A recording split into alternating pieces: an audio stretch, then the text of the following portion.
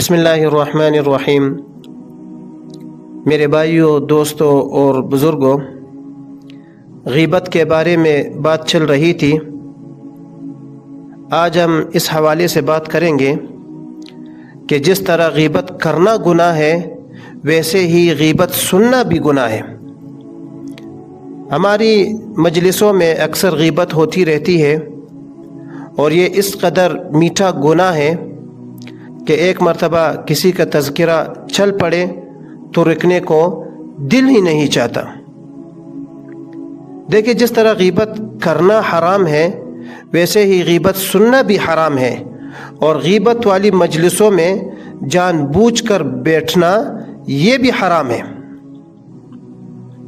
ایسی مجلسوں میں اگر کوئی بیٹھا ہو تو پہلے کوشش کرے کہ غیبت کرنے والے کو منع کریں کہ بھائی غیبت نہ کرے، اور اگر سامنے والا بات نہیں مان رہا تو کوشش کرے کہ موضوع ہی بدل دے، اور اگر یہ بھی نہ ہو سکے تو آخری حل یہ ہے کہ اس مجلس سے ہی اٹھ کر چلا جائے۔ بعض لوگ کہتے ہیں کہ یہ جو باتیں میں اس کے پیٹھ پیچھے کر رہا ہوں، یہ تو میں اس کے سامنے بھی کہہ سکتا ہوں۔ تو یاد رکھیں، وہ تو ایک الگ بات ہے کہ آپ اس کے سامنے کہہ سکتے ہیں، لیکن اس وقت آپ اس کے پیٹھ پیچھے غیبت کر رہے ہیں، اور اس کی وجہ سے آپ کو گناہ مل رہا ہے۔ شیخ سعدی رحمۃ اللہ علیہ فرماتے ہیں کہ جو شخص آپ کے ساتھ بیٹھ کر کسی کی غیبت کرے تو یہ بات یقینی ہے کہ وہ دوسروں کے ساتھ بیٹھ کر آپ کی بھی غیبت ضرور کرے گا۔ کیونکہ غیبت ایک لت اور بیماری ہے جو ہر جگہ اپنا نشہ پورا کرنا چاہتی ہے۔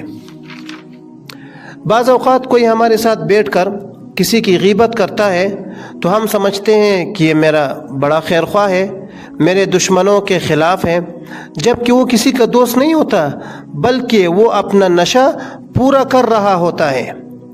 اسی وجہ سے حضرت تھانوی رحمۃ اللہ علیہ فرماتے ہیں کہ غیبت کا علاج یہ ہے کہ جب بولے انسان تو سوچ سمجھ کر بولے، اور اپنی مجلس میں موجود لوگوں کے علاوہ تیسرے بندے کا تذکرہ ہی نہ کرے، چاہے وہ اچھا تذکرہ ہی کیوں نہ ہو، کیونکہ عام طور پر کسی کی اچھائی کا تذکرہ کرتے کرتے ہم اگر مگر میں غیبت شروع کر دیتے ہیں۔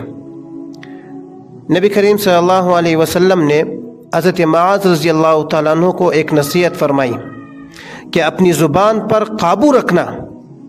حضرت معاذ رضی اللہ تعالیٰ عنہ نے عرض کیا کہ یا رسول اللہ، کیا زبان کی وجہ سے بھی باس پرس ہوگی، پوچھ ہوگی؟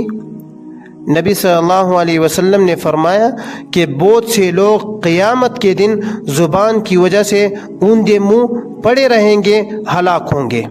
اس لیے اپنی زبان کو کسی کی غیبت سے بچانا چاہیے۔ تو جس طرح غیبت کرنا گناہ ہے، اسی طرح غیبت سننا بھی گناہ ہے۔